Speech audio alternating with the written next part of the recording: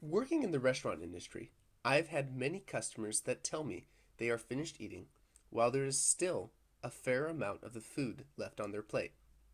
When I ask them if they want to take the food home, some customers will request boxes.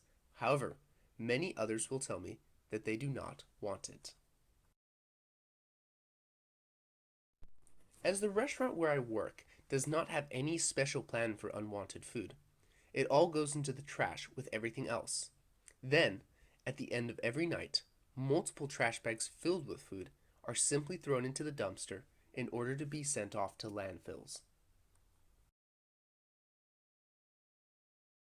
Scenarios such as this demonstrate the underlying issue of food waste in our society, and, according to statistics, it's only getting worse. While restaurants and other organizations significantly contribute to this problem, households are becoming increasingly large contributors as well. According to the U.S. Department of Agriculture, families of four discard around $1,500 of food a year. Compared to the 1960s, U.S. consumers waste up to 3 times as much food today.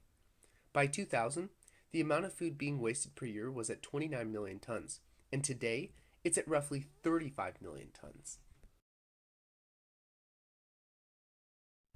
In fact, in 2012, food waste constituted the largest percentage of waste in American garbage, followed by plastic, paper, metal, wood, glass, and rubber. Among the food wasted by American consumers, the most common food is fruits and vegetables at 52%, followed by seafood at 50%, grains at 38%, meat at 22%, and milk at 20%. The issue of food waste begins even before it reaches our plates. Over the years, fresh and organic food has become more desired by consumers. However, consumers have retained their high expectations for the appearance of the food they buy. This translates into 25 to 40% of food grown never even being sold. Furthermore, food production already has a negative impact on the environment, with roughly 1/3 of global carbon emissions coming from agriculture. When wasted food reaches landfills, it has an even bigger impact because as it rots, it begins to emit methane, which has 21 times the global warming potential of carbon dioxide. When examining the rest of the world, it is evident that we are not the only developed country to waste food. In 2012, roughly 220 million tons of food were wasted by consumers in developed countries. This is almost the same as the entire net production of food in sub-Saharan Africa that same year, at 230 million tons. As the population of the US and the rest of the world continues to increase, if the issue of food waste continues to worsen, it could significantly contribute to global warming and may bring a global food shortage crisis sooner than we expect. In order to prevent this, we need to take action. Fortunately, a number of initiatives have been created to address the growing issue of food waste. On a global level, the UN's Food and Agriculture Organization has created the Safe Food Program that works through awareness, collaboration, policy development, and investment to improve access to food. On a national level, the United States Department of Agriculture has hosted a number of talks, panels, and initiatives that focus on addressing the issue of food waste. These talks have included the issues of food waste within both food establishments, such as restaurants and supermarkets, and at home. On the non governmental side, many organizations such as Feeding America share a similar view about the issue of food waste.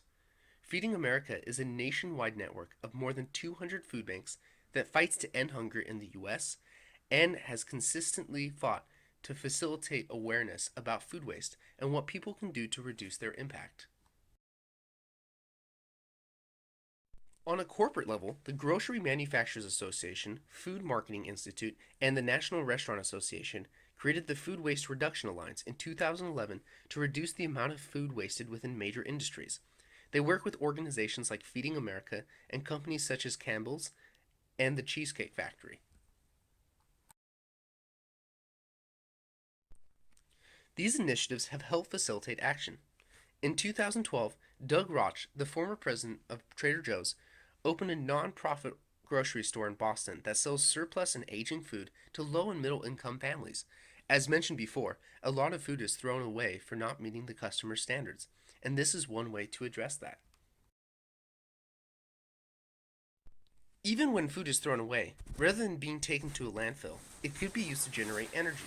Professor Ray Hong Zhang of UC Davis invented the biodigester that is designed to transform organic waste, including food, yard, and paper waste, into biogas, which then can be used to generate electricity and heat. While all of these initiatives are taking the first step in reducing food waste, people like you and me could have a huge impact by changing a couple of simple habits. First, rather than throwing away the food you don't want, donate it to a local food bank. There are plenty of people out there who would be more than happy to have your unwanted food. Second, when eating meals, don't take larger portions than you can eat.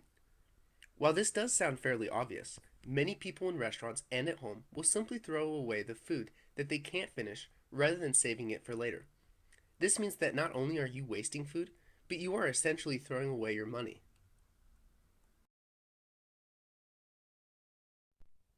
Finally, when throwing away your food, it would be better to throw it into the compost bin rather than into the regular trash bin.